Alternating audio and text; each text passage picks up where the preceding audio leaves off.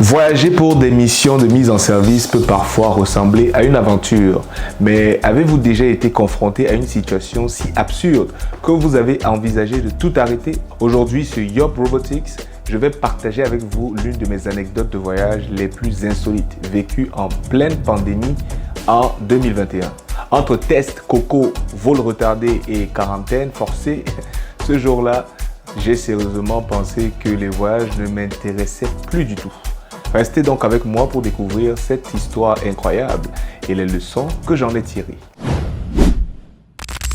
Tout a commencé à Green Bay, dans le Wisconsin, où j'étais en mission de mise en service. À cette époque, la pandémie était à son apogée et les tests coco étaient indispensables pour voyager. J'avais donc fait un test à Green Bay avant de partir pour Montréal. Le problème, les résultats n'ont pas été disponibles avant plus d'une semaine, bien après mon départ. Ce retard a été le début d'une série d'événements que je n'oublierai jamais. J'avais une escale de plus de 4 heures à Détroit. Dès mon arrivée, je me suis empressé de demander à un agent de la compagnie aérienne s'il connaissait un endroit proche où je pourrais faire un test rapide avant mon prochain vol. À ma grande surprise, il m'a littéralement ignoré. J'ai attendu, espérant que la situation se résolve d'elle-même. Puis, à la dernière minute, juste avant la fin de l'embarquement, cet agent revient vers moi et me demande si je n'ai toujours pas le résultat de mon test. Bien sûr, je lui ai dit non. Et ce n'est qu'à ce moment-là qu'il m'a donné une adresse pour aller faire le test. Mais c'était déjà trop tard. L'avion partait déjà sans moi. Et très sincèrement, j'étais un peu choqué parce que je me posais la question le matin un peu. Ça fait 4 heures que je suis là, je suis venu te voir au moins 3, 4 fois, 5 fois. Pourquoi est-ce que tu ne m'as pas donné cette adresse plus tôt? Et voilà. Mais bon, bref, voilà, je suis maintenant rendu à ce point.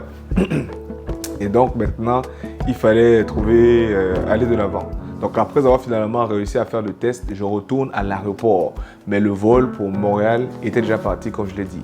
Et on me propose de descendre à Atlanta pour prendre un autre vol vers Montréal qui arriverait vers 23 heures, bien plus tard que les 15 heures initialement prévues.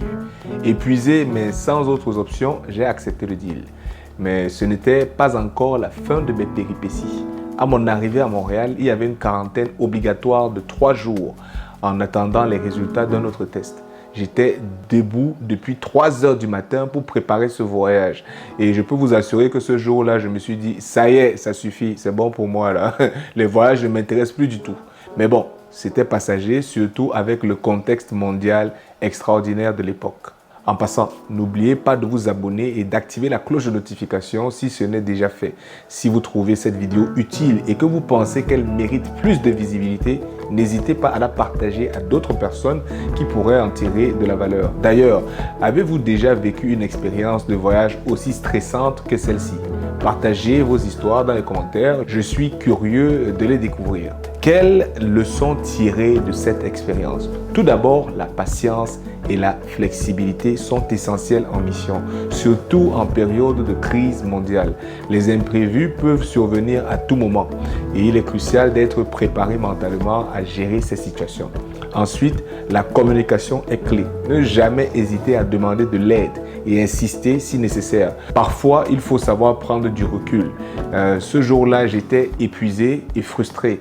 Mais avec le recul, je comprends que ces situations font partie du métier. J'aurais même pu, pendant ces 4 heures, fouiller sur Internet un endroit où faire ce test et sortir de l'aéroport beaucoup plus tôt. Mais bon, on apprend tous les jours. Ces situations m'ont appris à mieux anticiper les obstacles et à trouver des solutions rapidement, même dans les moments les plus stressants. Les voyages en mission peuvent parfois se transformer en véritables aventures avec leur lot d'imprévus et de stress. Mais chaque défi est aussi une opportunité d'apprendre et de grandir.